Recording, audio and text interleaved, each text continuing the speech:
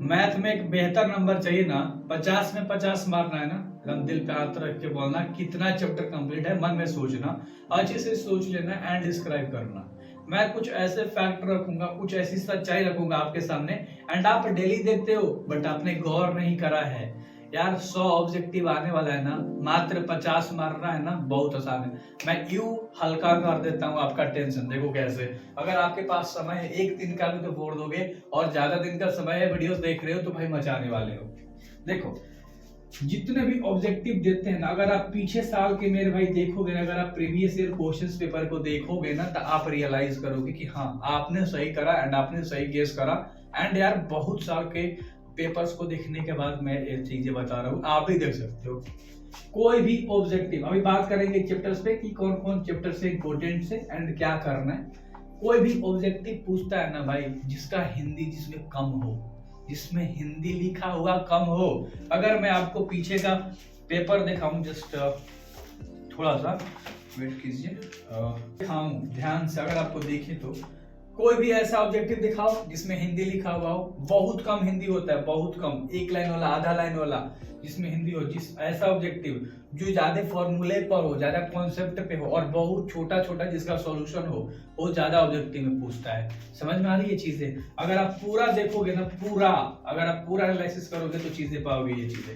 और मैं आपको इसलिए दिखा रहा हूँ क्योंकि आप लोग बहुत बड़े बड़े क्वेश्चंस के पीछे, यहाँ 3 लाइन वाले क्वेश्चंस, 2 लाइन वाले जो क्वेश्चंस लेंदी लेंदी वाले होते हैं ना, उसके पीछे आप टाइम वेस्ट कर रहे होते हो।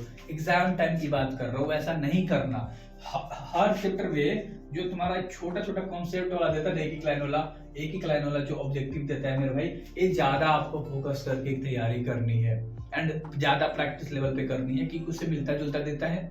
एक और चीज, 100 को ऑब्जेक्टिव देता है ना, आप मोस्ट ऑफ द देखोगे ना, उसमें 70 को ऑब्जेक्टिव हु बहू देता है, गाइड वाला हु बहू देता है। याद रखना, जो बच्चे राटा मार के मैथ्स में अच्छा नंबर ला रहे होते ना, एंड कुछ बच्चे कर रहे होते मैथ तेज था उसने ज्यादा नंबर आ गया, भाई वो रटा था। 100 में 70 रट गया था वो, जिसमें उसको 50 को बिल्कुल क्लियरिटी रूप से याद था। अरे 45 को ही याद था भाई, 45 उसने सही करा। समझ में आ रही है? तो कॉन्सेप्ट बहुत अच्छी चीज है कि आपने पकड़ के रखा है एंड कॉन्सेप्ट आ रहा है तो भाई आ रहा है।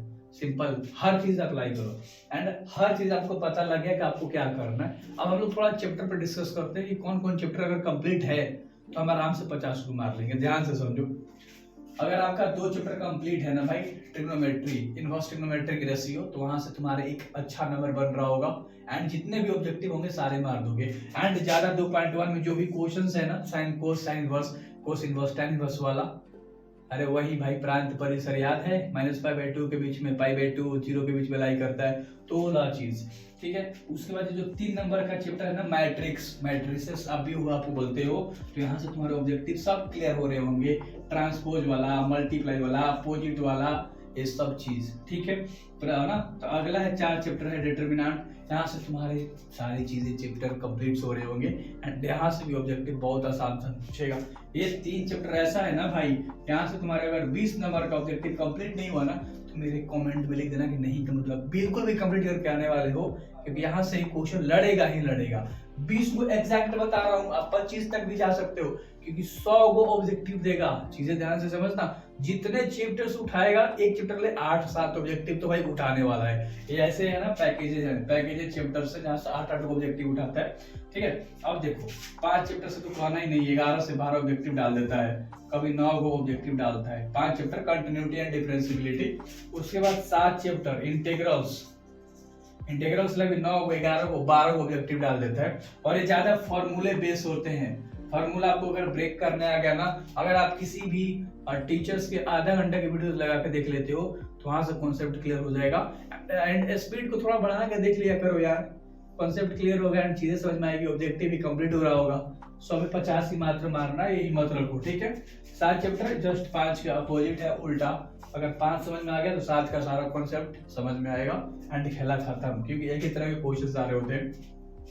सबसे मस्त पैकेजेस वाला जो चैप्टर है वो है वेक्टर, यानी कि सदिश, और यहाँ से तुम्हारा एक बेहतर नंबर आ रहा होगा मेरे भाई। यहाँ से भी 8, 10 से 11 क्वेश्चन देते हैं, तो तुम्हें मात्र 50 क्वेश्चन को पकड़ना है। अगर एक चैप्टर से 9 को ऑब्जेक्टिव दे दिया, जिसमें तुम्हें 6 को आ रहा है, 7 को आ रहा है, अगर एक चैप्टर सारे कंप्लीट है आपके, एक चैप्टर भी कंप्लीट कर लो ना यार, 7 भी 8 भी सारे तो आसान है। फिर प्रोबेबिलिटी क्वेश्चंस, तो तुम्हें पता है भाई प्रैक्टिस से तुम्हारे कितने सारे क्वेश्चंस आते हैं प्रोबेबिलिटी से, तो तुम कर लो। ठीक है, ये सारे ऐसे चैप्टर्स हैं जहां से तुम 50 मार्क आने वाले हो।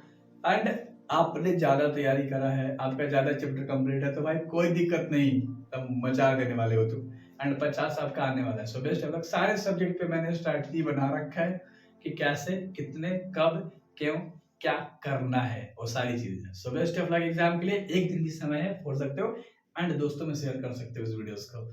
डिमोटिवेट नहीं होना है, एंजाइटी फील नहीं करना है, बिल्कुल बेधड़क होके जाना है, एग्जाम देकर आना है।